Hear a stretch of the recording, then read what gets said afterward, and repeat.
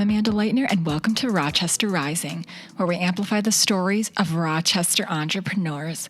Welcome to episode 252 of the podcast. Thank you so much for deciding to spend some of your time with us today to learn about small business and the culture of entrepreneurship taking place right here in Rochester, Minnesota. As with each episode, we hope that you learn something today from entrepreneurs themselves that can help wherever you are on your own entrepreneurial or personal journey. Here at Rochester Rising, we release a podcast on Wednesdays. You can find the podcast on our website at rochesterrising.org. And you can find it as well, really, anywhere you like to listen in to podcasts, you can find us there. We're on Apple Podcasts, we're on Spotify, and we have a YouTube playlist dedicated to our podcast on our Rochester Rising channel as well. But really, you can listen in anywhere. So, in addition to these podcasts, we have tons of articles and videos that have been created over the years telling the stories of both new and very experienced business owners. You can find all of that content on our website, which is linked in our show notes, so check it out. Rochester Rising is part of a larger organization called Collider, which is a Rochester, Minnesota-based nonprofit that activates, connects, and empowers early-stage entrepreneurs in the community. Collider has the vision of a community where there are zero barriers to entrepreneurship for anyone with passion and a strong business idea. If you are listening in and this sounds like you, please learn more about Collider and how this organization can help accelerate and assist your entrepreneurial journey at collider.mn. And again, the links to Collider is in our show notes, so check it out there. Rochester Rising was launched in 2016 to tell stories of entrepreneurship taking place within Rochester, Minnesota, especially stories that otherwise would have gone untold. We take a lot of time and we have a lot of pride in the time that we take to understand each entrepreneur and what their experience has been like in this community. However, we need your help, as always, to keep this going.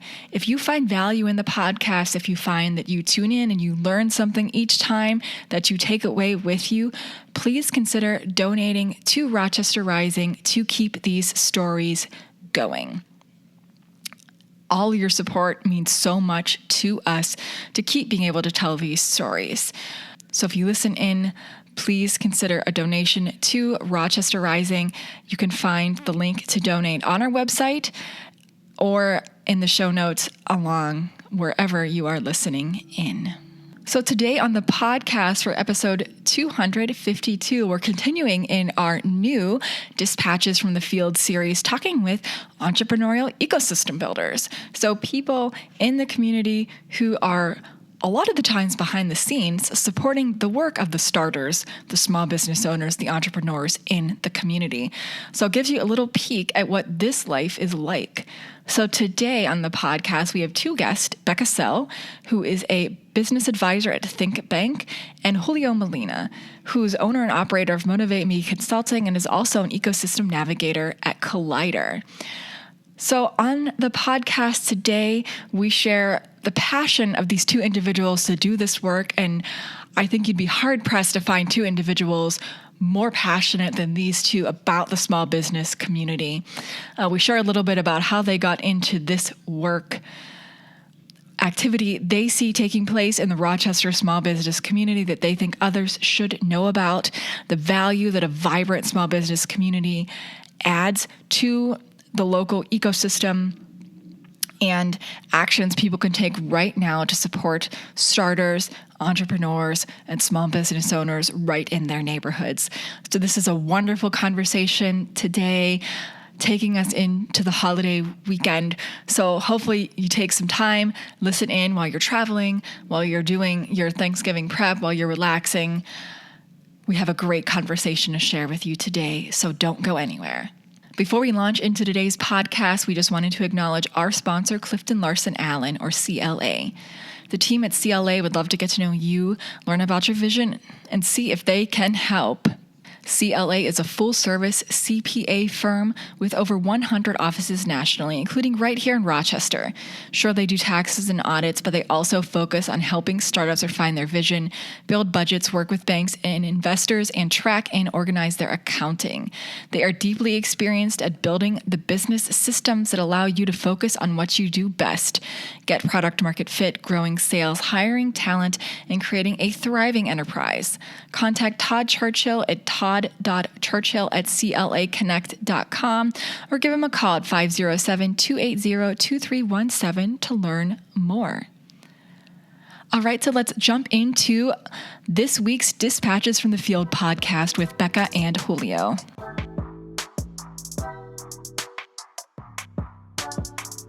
All right. Well, yeah, Becca, Julio, thanks so much for being here today for our new kind of Dispatches from the Field podcast series on Rochester Rising, just talking with people who support entrepreneurs in the community. So thank you so much for being here today. I appreciate your time. Likewise. Thanks for having me. It's awesome. Yeah. So I wanted to start just by asking each of you to, give a little intro to yourself, share who you are, and what ecosystem building work you do here in the Rochester community. Well, I'm Becca Sell, and I'm a business advisor at Think Bank.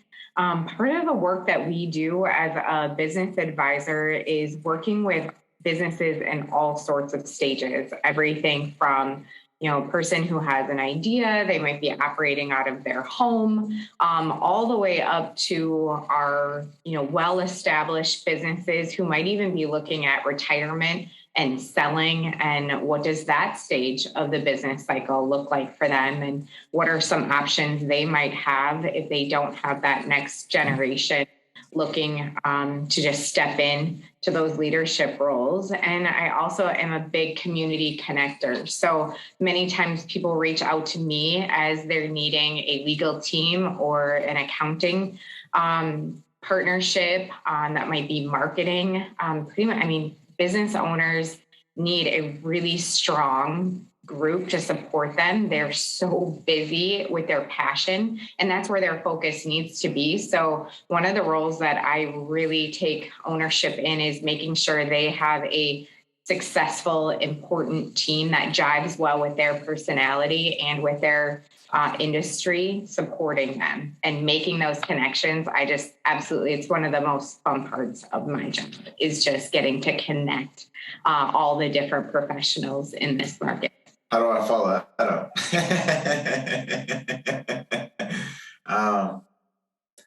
So, I'm owner and operator of MotivateMe Consulting. That's a huge part. Certainly we consult businesses, but one of the things that we find ourselves busy doing lately is consulting resources in town, in our community, in our ecosystem that just need a little bit more education, a little bit more insight or creative ways to reach the BIPOC community. So we found ourselves busy doing that as of lately and having a lot of those conversations. But I'm also an ecosystem navigator for Collider. And, my focus there is to help Latinos start businesses or scale their business. And then just finding their obstacles and then eliminating those obstacles by connecting them to our ecosystem and to our resources, which is the best help that we can provide. So that's kind of my work. And then I would say too, I'm very much myself when I'm doing all that work. So you get a lot of that motivation and a lot of that hope and a lot of that inspiration as well, which I enjoy doing. Because at the end of the day, people own businesses and we're doing life together, and we happen to be people too. We just all have our own unique titles that help us all identify who we are and what we do. But yeah, it's a pleasure. So I was interested to learn a little bit more about what drew both of you to this type of work. It's hard work.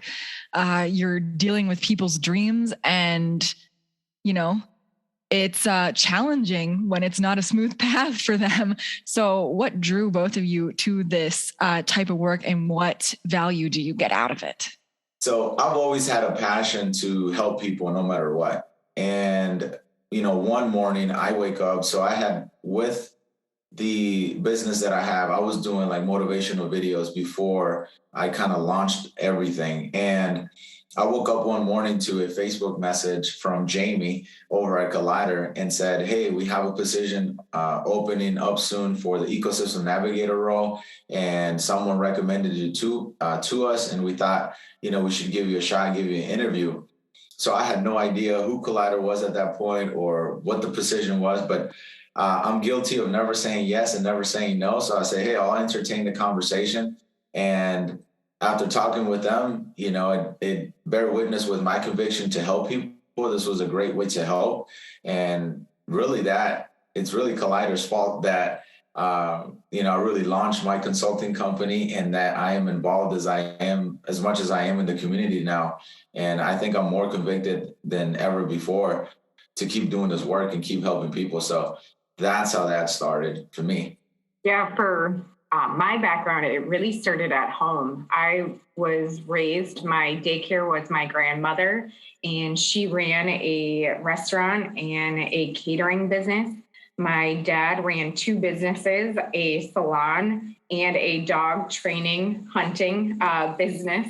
And then my own husband has a plumbing business. So I was just always surrounded by entrepreneurs and saw the struggle, how that impacted the households. And I also saw how the communication style between the business owner and the financial institution and what struggles and opportunities there were. And that set me on the path of wanting to be that advocate, go into the banking industry and help be that supporter and that connector, knowing, every client that crosses my path is my grandma, is my dad, is, my friend, and helping really get them to understand what we're looking at.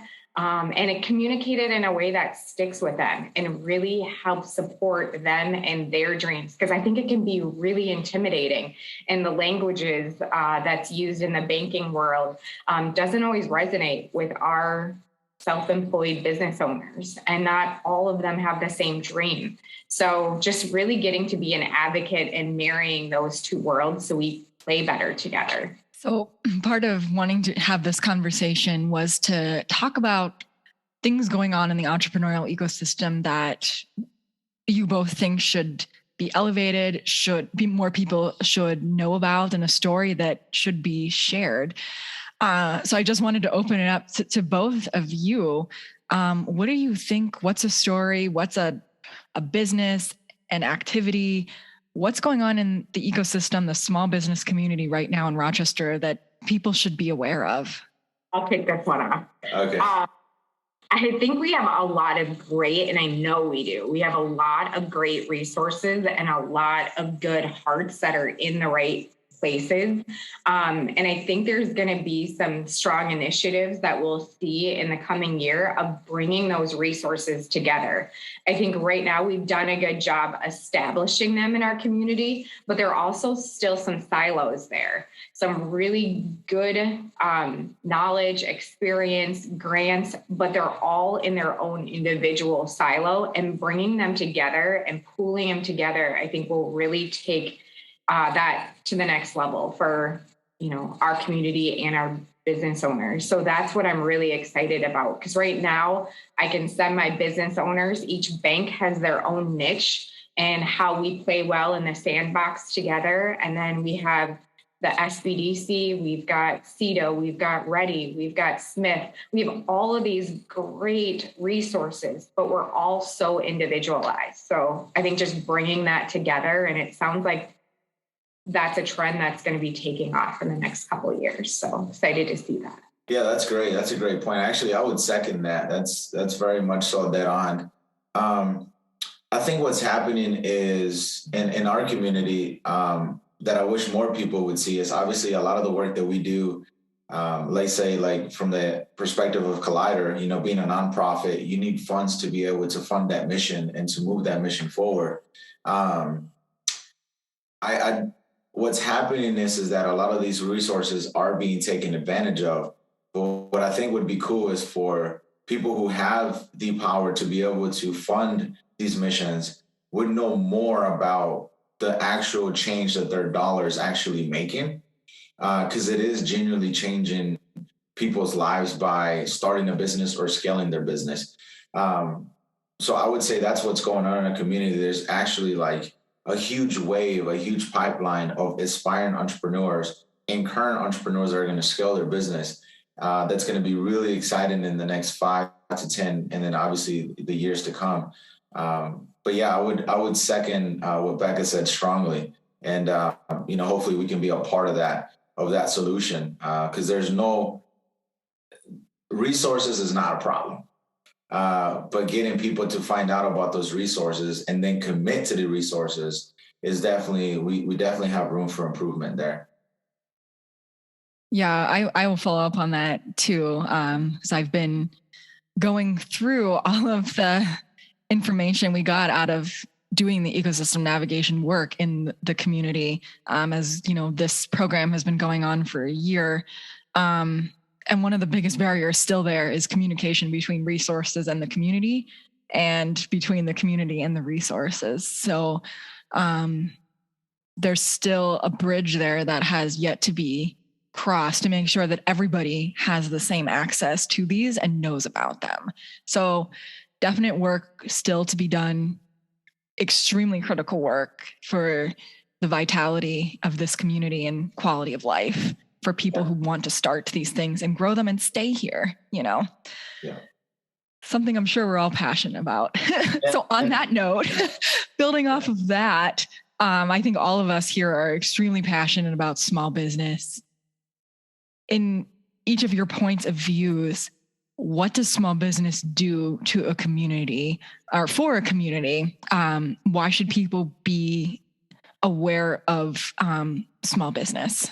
Yeah, I think what a small business does, so I'll put both sides, right? Because I don't want to sound like a softie all the time, but it definitely changes people's lives, right? But then if you want to talk about from an economic development standpoint, it does change generational poverty, right? And then it adds and then puts more money back into our city, right? So small businesses are a huge part of our economy. I would say they're very strong pillars to the foundation of everything that gets built on, which because of where we live, we think that the major corporations or the major names are like what makes us stand.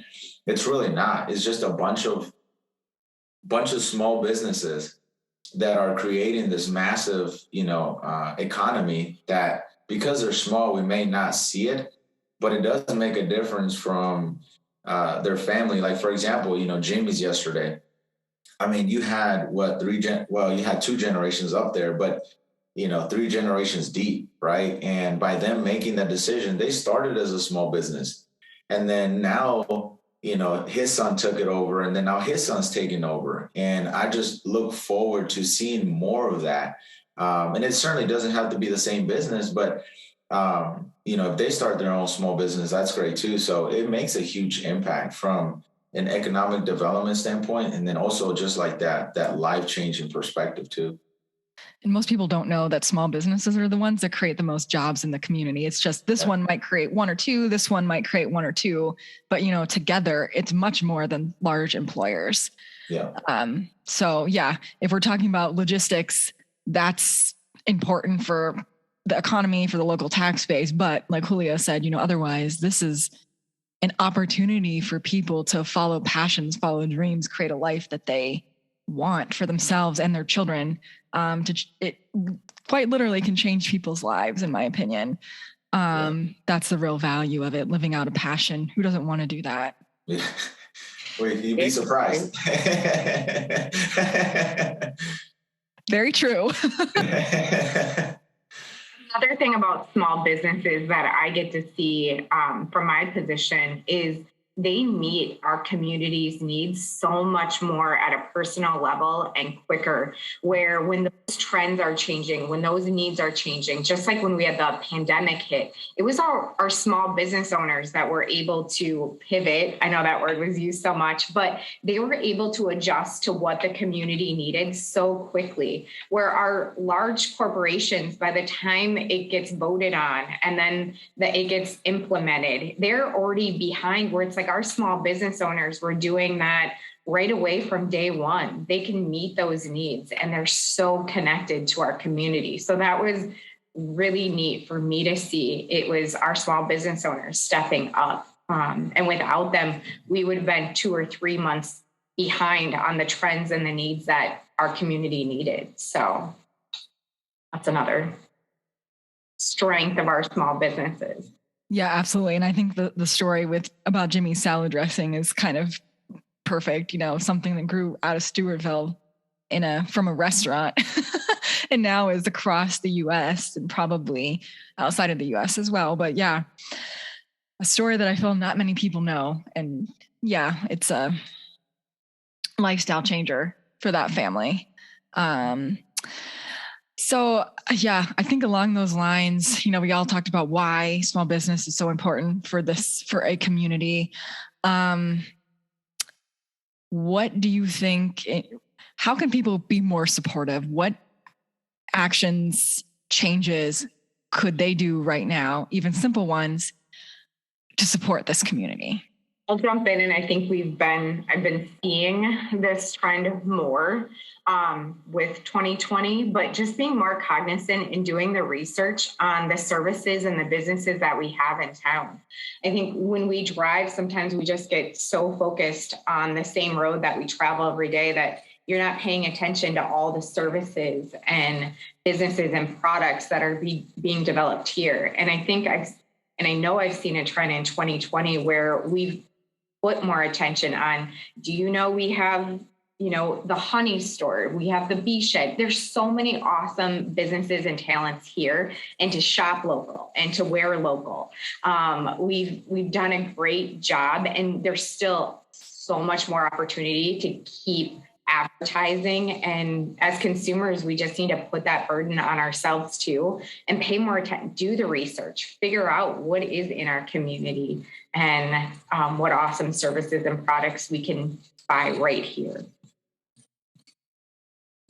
Yeah, I think just being willing to have more uncomfortable conversations too. Just be willing. Everything starts with the conversation, but then also be, for some of these major resources that have been in town for so long, just being willing to change and pivot too, and just be willing to accept that, they've been using funds to fund a mission in a certain specific way, but the results are not there after years. So just being able to have those uncomfortable conversations and not say it's you're wrong, it's just saying, how can we improve all together? And then let's put those same dollars into a new way that can hopefully bring us a new result. But I think it starts with conversations. It starts by being a bold leader in our community and saying, hey, could I take you out for coffee? Right? Can I just have this conversation? Can I start, colliding with people, right? And just making conversations and that type of thing. I think if we can do more of that, which I think we're heading there, and I could definitely feel that energy after the event yesterday, that people were more curious, people wanted to know more, people wanted to ask more, or people didn't simply know the impact that program made. So if we could do more of that, just imagine how much more we could do. And I say we, like all our ecosystem, not just us here on this podcast. Yeah, no, I totally agree with that. I think it's, connecting with the people that you are going to serve and making sure what you're doing is meeting their needs and has them in mind and their front and center. Otherwise, what are you doing? So yeah, no, I think that's a very important point. Yeah. The rave event that the three of us attended last night is by far my favorite event of the year. I wish we did one once a month, because to learn what's in our communities and this market, and to see the impact that they all have and who they're purchasing their supplies on, who they're serving. I mean, it truly is that ecosystem of connection and support, and just constantly being reminded of that, and to always have that in our forefront. I wish we could have a rave once a month. Yeah, I think there's definitely a place for, when leaders create an event for upcoming leaders to come and get educated and get exposed to our ecosystem. But there's something powerful about all leaders meeting together who can tangibly make a difference. And I think that's probably what happened last night, right? Is you have strong leaders who have the power, who have the influence, who have the capability of creating a policy or changing a policy. And if we could do that more under just one mission, and not just one mind, but one mission, again, I mean, that sounds picture perfect to me. If we could, yeah, I mean, imagine that if we did that once a month, like, that'd be amazing. That'd be crazy. Yeah, it was an incredible, energy. And I think we don't tell our story as a community very often and get those people together at a table to make changes, have those uncomfortable conversations, have those real discussions, and, for the better good of the community. So important conversations to have. But yeah, I agree. It's very, especially after a weird 2 years, it was energizing to be in a room with people again and be able to celebrate some of the successes that have happened in our community. And of course, there are a lot more than we saw there that are not being told as well. So yeah, a lot of energy, a lot of good activity, but yeah, certainly more work to be done as well. Mm-hmm.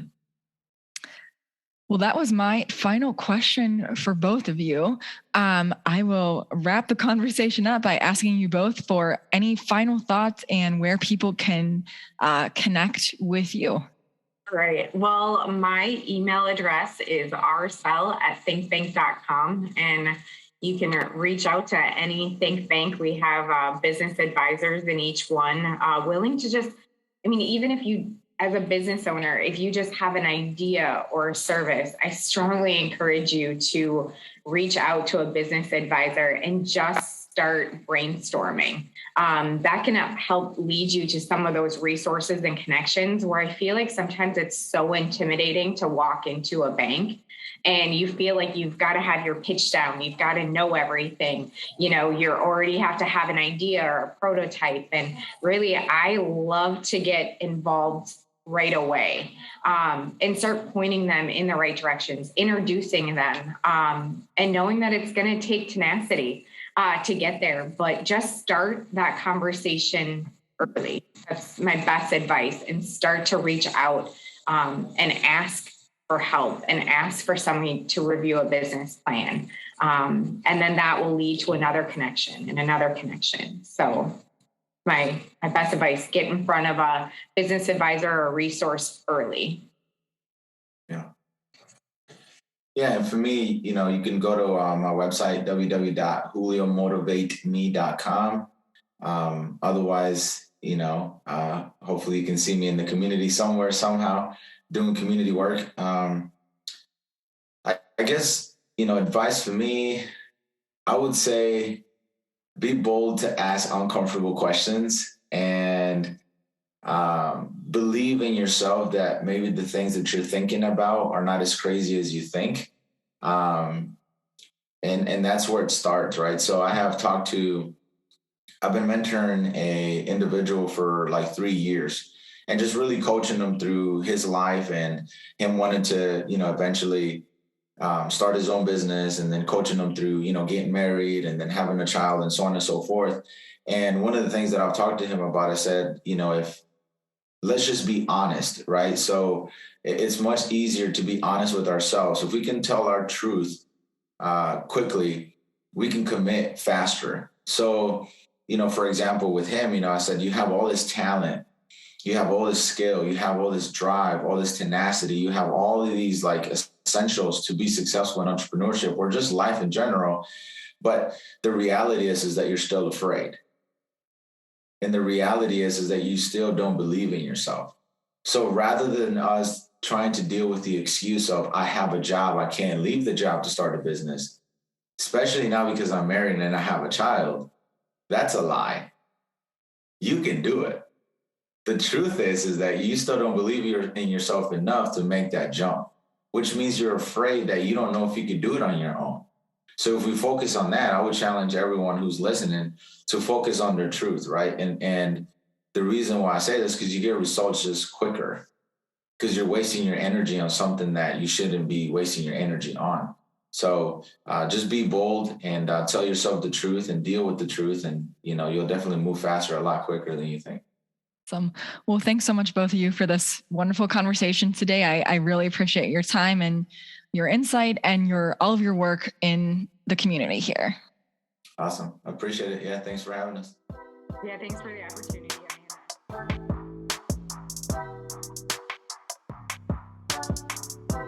Thanks so much to Becca and Julio for this great conversation today. Hopefully it energizes you to look within your community this holiday season and always to support starters and business owners right in your neighborhood. Thank you so much for tuning in today. If you know of someone who should hear this conversation, we encourage you to share this podcast with them. All right, that is a wrap for podcast episode 252 today at Rochester Rising. Thank you so much to all of you for deciding to spend some of your time with us today to learn about the culture of innovation and entrepreneurship taking place in Rochester, Minnesota. We'll be here next week with a brand new episode.